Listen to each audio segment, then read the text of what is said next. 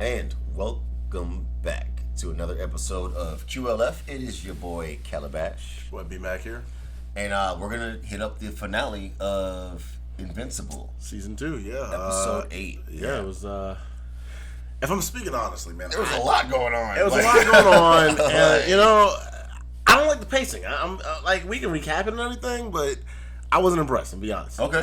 Just Tell me about it. Like, all right, so I guess because I've read some of the Invincible comics, and they are sticking like fairly close to that, I'm cool with it, but it's just the pacing, you know what I'm saying? Like, all right, well, let's talk about it. Okay, let's talk about it, because in the beginning, they got Omni-Man, right? So Omni-Man's over here, he's boxing, right? Well, so, out of nowhere, Well, see, the thing about it is, you know, the Viltrumites have a ritual before they execute. You have to be whole. You have to be whole and honorable. And fully physical. Right. Like, you want to make sure you are at full stamina again. 100% before we kill you. Before we take your life. Yeah. All right? Just want you to go out as a true Viltrumite. As a true Viltrumite. So, Omni-Man is in there giving hands. Yeah. Okay? He is giving hands to the prison guards. Yeah, it's like robots, like, at first. Well, like, it's robots at first. Like, at first, and then they send in, like, these other dudes. Like, yeah, and he had to yoke them up. Was like, oh, so they can tell you why. These guys were the same race as the Space Racer.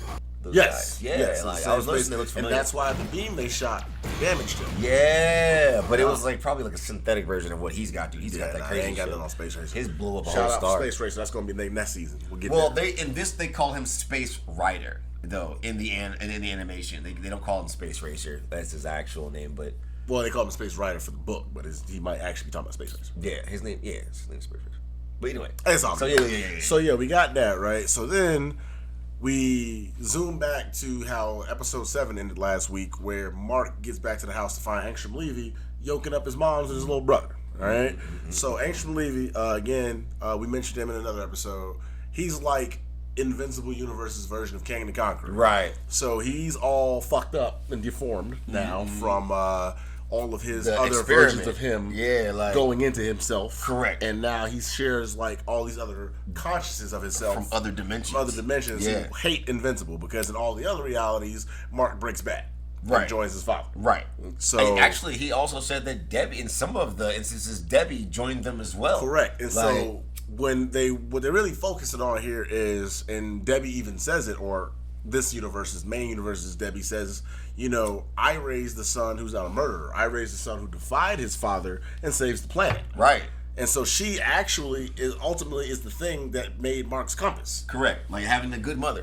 You know what I'm saying? Having a loving mother. Like, it'll stop the craziest men from becoming beasts, right? Like, definitely. Have some nurturing, a good mother. Like, you know what I'm saying? So, like, it's important. After that, you know, Angstrom is on his whole, you know, villain dialect thing. He's like, oh, you're going to pay. He monologues. You know, your family will be safe as long as you die and everything else. And Mark, you know, at first he's trying to reason with him. He's like, hey, bro, we ain't got to do that. Matter of fact, I'll let you get all the licks you want. Just let them go. Yeah. All right? Yeah. But, you know, that's not good enough for him. Okay? Villains, they got to toy with their food. And that's where he fucked up. All right? But I'm going to get to that. Yeah, well, once the shit started getting real, Angstrom had made a threat to Debbie and to Oliver, and he had threw him on the ground. He looked back at Invincible and was like, yeah, that's right, come on, man, let's box. He said, let's do this. Let's run the war. Come at me, my dude. Like, and so when he came at him, boom, he sent him through a portal. Like imagine Rick and Morty. Like, he just he gave him a Rick portal, dude. And he legit sends him to the goddamn prehistoric. He went to the prehistoric one first. So in this universe, right, the freaking dinosaurs end up becoming the advanced beings. And they can talk. And human beings are extinct. Yeah. Then they see Mark and they're like, oh man, meat. Yeah. They're like, we ain't never seen one of these things. In a while, we ain't seen human. Right. And then you got one who clearly was vegan. Yeah. He was like, hey. He talks, so he thinks. So it's not okay to eat it. Right. Careful there. Eat gads. Is what he says, right? Right, he says eat gads. Gads. Right. Then, okay, so he gets back through that one. Then, obviously, Angstrom, like, catches him again, rocks him to another universe, and Buddy runs into Spider-Man. All right, and now in the comics... For not getting sued, actually, his name's Agent Spider. He runs into Agent Spider and Prof. Ock. All right, they don't have the rights from Marvel, so they can't use Spider-Man. They can't say that. But in the comics, he actually does run into Spider-Man. Exactly, Peter Parker. He runs into Peter Parker, right? So in this one, he runs into Agent Spider, And we all can see what it is. He's got the same voice actor as which Spider-Man? It's the Spectacular The Spider-Man. Spectacular So Spider-Man. the Spectacular Spider-Man voice dude. I'll have to drop the name later. Yeah. He also was the voice of the Jogger in the beginning. The Jogger dude. Right. Yeah, the fat boy. Before Mark got to the house and was That's fighting. when Mark was about to pull up on Lady. Correct. Right? So that guy voiced him, and then Agent Spider even makes a reference to Spider-Man Into the Spider-Verse. He's like, hey man, I get it. Yeah. I've dealt with this whole multiverse thing before. I saw the portal. Yeah. You're not from here. I get it. Not from here. I get it. But Mark, he don't trust him because he's like, man, you got red eyes. You're over here beating up on an old man. Right. Hook it. He ain't like him hitting up on Pop. Leave me bring Buddy back through the portal, and you see he came back with spider web on his back and shit. He had to pull his shit off his back. Fucking. You know what I'm saying? But anyway, it was real. Then he punches him through another one. He goes into the Walking Dead universe. Yeah, you see a bunch of zombies come out the freaking house. You see Zombie Debbie.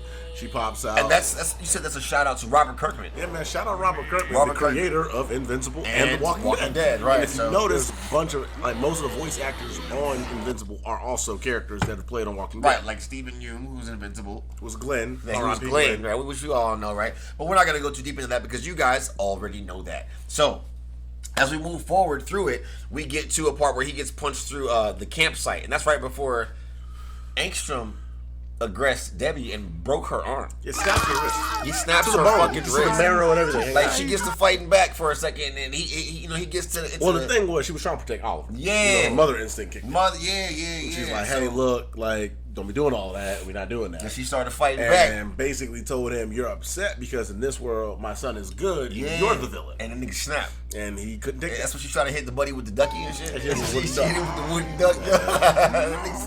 Bust him and shit. I said, what? Like, he ain't nigga snapped her wrist, bro. Like, and I'm not gonna get into any more of that, but that was fucked up. So Mark get back.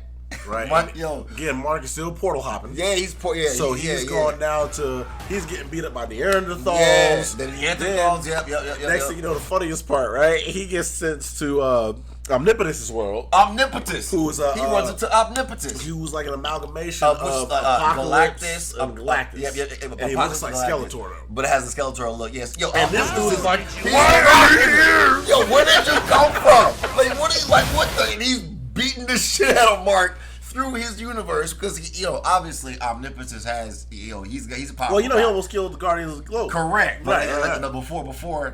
Before all of this. Right. But different dimension, different Guardians. Right. Now, let's also talk about the Guardians that he ended up meeting. Are we at that point yet? Like, well, you left out the best part, man. So he also portal hopped to Gotham. Chilling with Batman. B-Man himself, Batman again.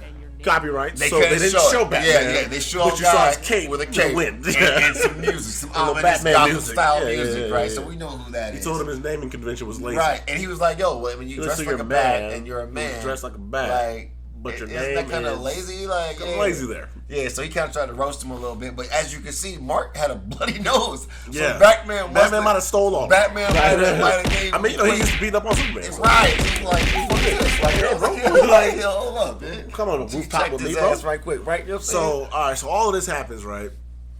Mark finally gets back to his main portal. Busts Angstrom Lee in the head with a freaking Fortnite gun. Bam! You know what I'm saying? Like, straight up. Just and he threatens his family again. He's like, hey, bro, look, you think this was going to end with me just, leaving you stranded? He's like, where's the fun in that? But that's when he hit his mom. Once he hit his mom, Mark looked at that motherfucker he like, oh, it's broken on. bone hanging out. And he was took like, him that for was a ride. Like, boom, let's go. He took him out the house. Took him into space. And they started banging, bro. And then I think he was beating him through portals. He was beating him.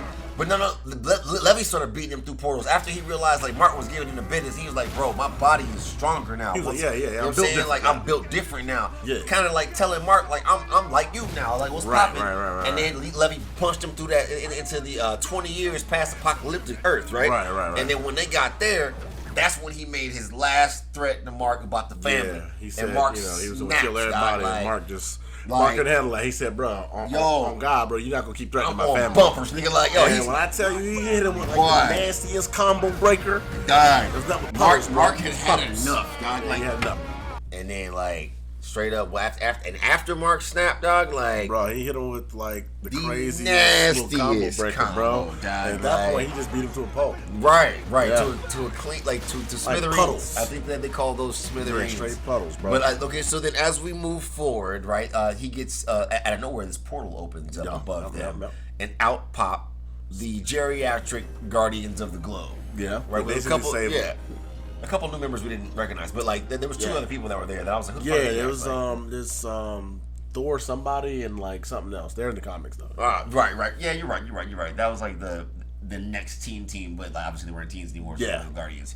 But so what ends up happening there is that obviously Robot was able to make another portal for Mark to get back. Right. And so before Mark stepped through the portal, he gets oppressed by Adam Eve. Yeah, Adam Eve basically she professes her love. Right. Because since he went missing, she never got the opportunity. So she was all fucked up about that. For 20 years. So then she's like, yo, tell you know what I'm saying, tell her you love her or tell her something so that I don't end up like this. And then the craziest part out of that, right, is I'm not really sure what to call him, so we just gonna say Robot. Robot basically says, hey, well, we figured you did something bad. You either injured Angstrom or you killed him. Right. So that's why we leaves an opening, right? Right. So we leave an opening.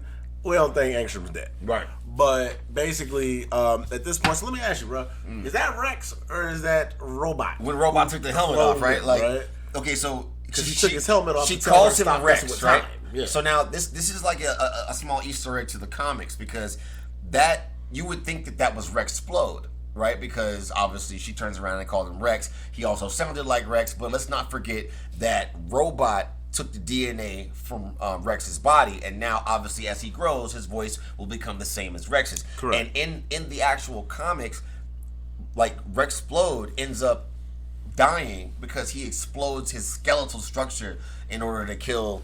I believe it may have been one of the Mahler twins or something like that at one of the times, but there was a battle where he actually used his own skeletal structure when he ran out of things to charge and throw, fused himself and blew up. He pretty much created, committed suicide. But so in lieu of that, Robot changed his name to Rex to honor him. So that's why when she turned around and said Rex, she was talking still to Robot, aka Rudy. You know what I'm saying? Like that he changed his name to Rex because Rex Fuller had died in their universe. You know what I'm saying? Well, I appreciate that. I'm sure our audience does as well. Yeah, so just a few other things we wanted to cover real quick. So Mark gets back. He wants to know what's going on with his mom, how's Oliver, and a hint that Oliver's powers, or at least his Viltrumite side, is kicking in. Is that Cecil's like, no, it didn't have a scratch on him. He didn't have a scratch on him. That happened. He's like, how's my brother? He's like, kid didn't have a scratch on him. Not one. And Mark smiled a little bit. Mark was like, like, because now you remember the caretaker, like the blonde chick, she said, I've noticed and I've learned that everything happens faster for Oliver. We all also know that because he is a Thraxan. Yes, they age quickly. And they age like quickly. They'll die within like a month or some shit like that. Thraxans live like their whole lifespan is like a year. A year. It's a year. They age like a normal, let's say, 0 to your late 60s in a year. So now that's going to be elongated from the Viltrumite DNA, but he's still going to get things faster. Right. That overlaps that. And so he ages faster, but once he gets to his prime, he'll live longer. Yeah, it'll level out. Right. But I think that I won't spoil it. Okay. Yeah, man. We ain't going to get out too much of that one. So at this point, Mark's all fucked up. He's got the PTSD going on. He can't believe he's murdered someone, as well as he's trying to essentially shake he's having a mental breakdown. Whole I'm not like my dad. Right. So he's freaking flying and tripping, and he's going so fast that he starts breaking barriers. Like it's like time and sound. Time, sound, like there's just booms happening because he's like in this emotional distress and he's flying through like all this shit to the point to where he kind of gives up for a second, lets himself free fall for a while, then he realizes who he is, snaps back into it, takes off, bro, hovers above Amber for a little while, decides not to do that. He goes, you know what I'm saying, I might want that old thing back, but nah. Yeah. He decides not to spin the block. Like, let's not gonna do that. But I guess at that point he goes home, talks to his mom, and he says, "Hey man, I'm quitting college. I'm quitting college." Right. The big takeaway: quitting college. So there's no point, and at the end of the day, when you can do what I can do, it's almost irresponsible that I'm not more available. Right. Like, what am I gonna need college for when I have these abilities. I'm saving the world, like exactly. And most of his bills are taken care of by the GDA. And then we get a cutscene. We've got Omni-Man and Alan. You know, they have their passerby because obviously we know that Alan is there to recruit Nolan to the Coalition of Worlds. Correct. And so in the rescue mission, he's now like glanced upon Omni-Man and his being escorted back to his cell. And he creates that telepathic link back with him. And they're talking, and as they're talking, like Omni-Man's kind of like, he's kind of tripping about everything he's done, like leave my son alone, leave everybody out of this. And I guess the takeaway from all that, to make a long story short, is he realizes that he misses his wife. Yeah, that and he pretty much denounces being a Viltrumite. Yeah, I'm not a Viltrumite anymore. He realizes that he's become more of Earth. And he shows that he actually has remorse for what he's done. Correct. Like, he's clearly a different man now. But we'll leave you guys with that, man. We just wanted to go ahead and recap what happened in the finale of Invincible. But as you can always expect, we're gonna keep going through episodes as they put out seasons, man. QLF doing it big, and we'll continue to bring content to you. It's your boy K Bash. Boy B Mac. And we'll see you later.